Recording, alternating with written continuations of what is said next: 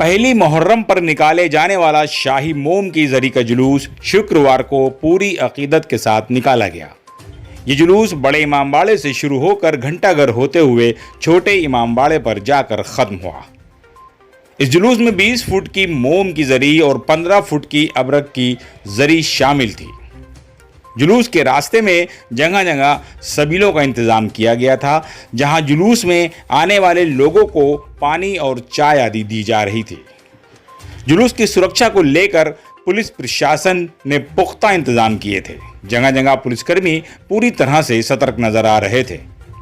जुलूस से पहले मौलाना मुमताज़ अली ज़फ़र ने शाम 5 बजे मजलिस को खिताब किया।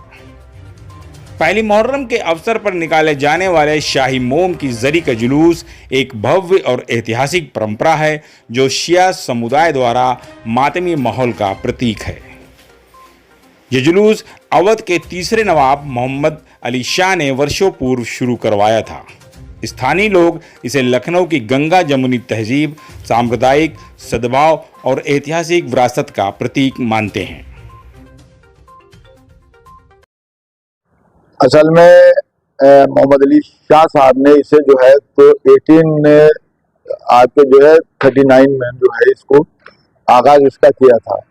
और उस वक्त में ऐसा था कि क्योंकि लाइट थी नहीं, तो शमाएं ज़्यादा, मतलब ये कंदीले शमाएं वगैरह ज़्यादा मोम की बनती थी। तो उन्होंने सोचा कि जो जरी है तो क्यों ना इसे मोम की बनाया जाए। तो उससे पहले आसिफउद्दौला साहब ने यही किया था कि उस वक्त भी लाइट नहीं थी, तो लाडो साधन का ताजिया जो है उसको भी उन्होंने मोम को बनाया। उसी को देख के इन्होंने रिपीटिशन किया। मोहम्मद अली शाह साहब ने मोम को फरोग दिया इन्होंने। तो आप समझिए, और उस वक्त ये होता था कि ये जरी जो है तो आपके छोटे मामावे से और आपके जाती थी कासबैन, और उस वक्त पूरे स्ट्रीट्स वगैरह की जो लाइट्स वगैरह होती थी, तो उसके अंदर में पूरा डिपार्टमेंट एडमिनिस्ट्रेशन साथ में चलता था। चौक के अंदर मैं खुद गया हूँ साथ में, तो 52 साल से तो मैं चल ही रहा हूँ इसके साथ में। वाली साहब हमारे लाइफ ट्रस्टी जिसके अंदर धारणा, जाहिर बात है उनके साथ में, मतलब ये पूरा हमारा देखा हुआ है। देखिए, आज पहली मुहर्रम का जो शाही जुलूस है वो अवध के तीसरे ताजदार बादशाह मोहम्मद अली शाह ने 1839 में ये शुरू किया था, इसकी इजाद हुई थी। और ये बड़े इमामबाड़े से नमूदार होता है और छोटे इमामबाड़े पर ये ख़त्म होता है।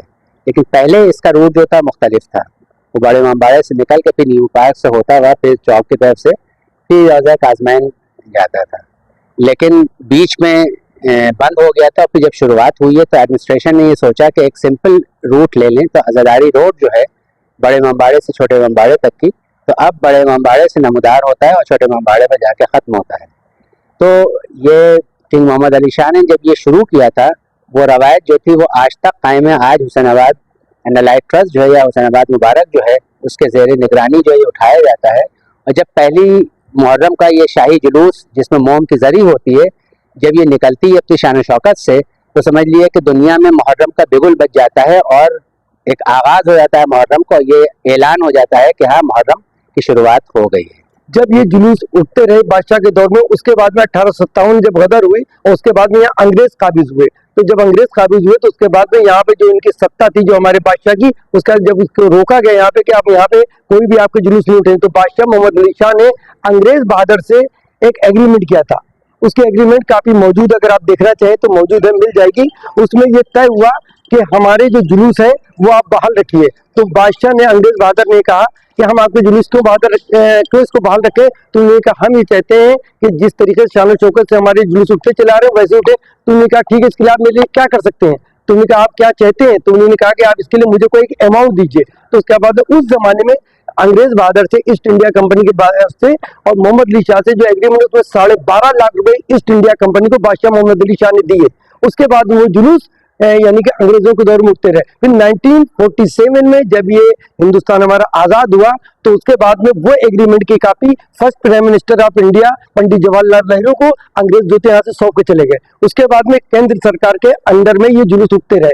कुछ अरसे बाद केंद्र सरकार ने इन जुलूसों की जिम्मेदारी स्टेट गवर्नमेंट को, चीफ मिनिस्टर को वापस कर दी। उसके बाद में ये उनके अंडर में उठते रहे।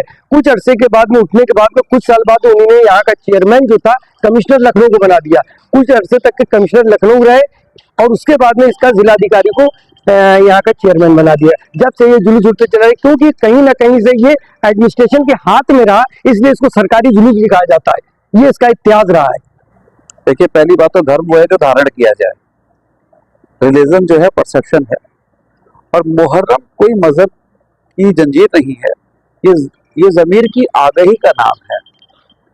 मुहर्रम ज़मीर की आगही का नाम है, और जिसके अंदर भी ज़मीर है, अभी जैसे नवाब साहब ने बताया, जिस आदमी को के पैर में चुभन होती है, जो सूरज की गर्मी से जिसको जलन होती है, जिसको चांद की शीतलता का एहसास है, उसको करबला का एहसास है, और जिसको करबला का एहसास है वो उस धरती से जुड़ा है और वो अहले बैत से जुड़ा हुआ है।